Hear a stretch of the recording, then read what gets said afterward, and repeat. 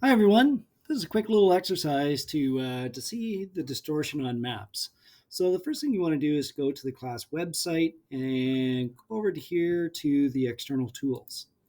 There's a program in here called ArcGIS, and you want to click on it.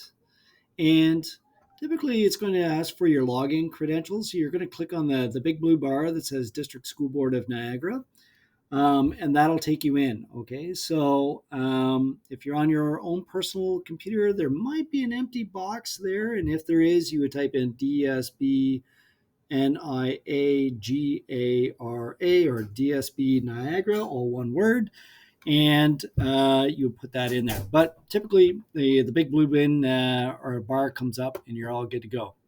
So we want to click on Map.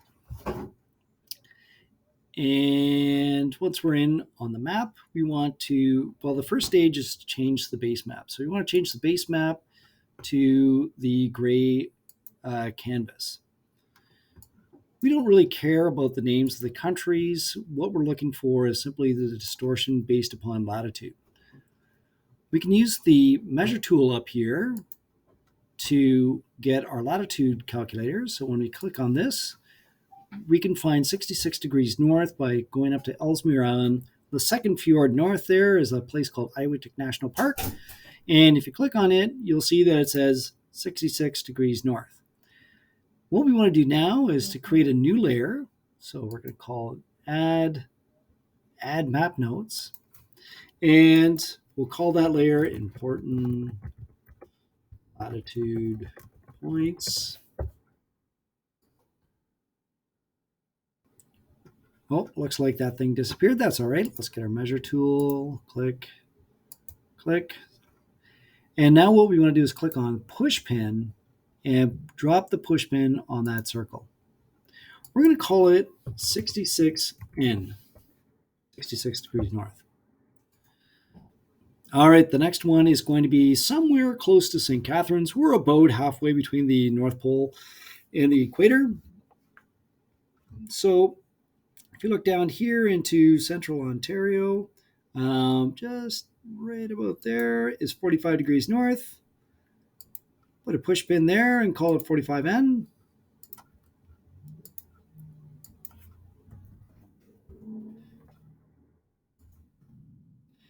Next one's the equator. And the equator is sort of deceiving. It looks like it should be right around here, but it's much further south.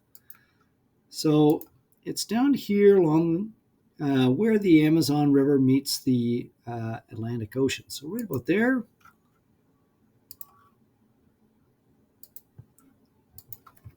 Call that equator.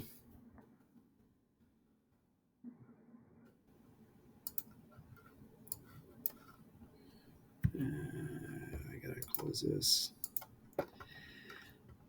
And now we're looking for 45 degrees south, which is down here in whatchamacallit, Argentina. Drop another pin, 45S this time because it's south. And then finally, we got to move the map up. So we click and drag up. We need to put a push pin on the peninsula down here in Antarctica. So there's about 66 degrees south.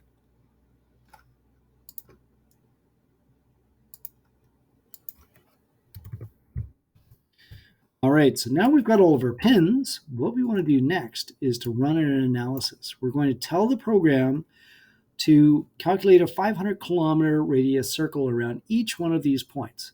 So when I click on analysis and I go proximity, create buffers, I want to change this to 500 kilometers. And I'm going to give this a title such as distorted. Just to uncheck this button down here. I don't want to get into the reasons why, but it'll save you some headache if for some reason it doesn't work properly.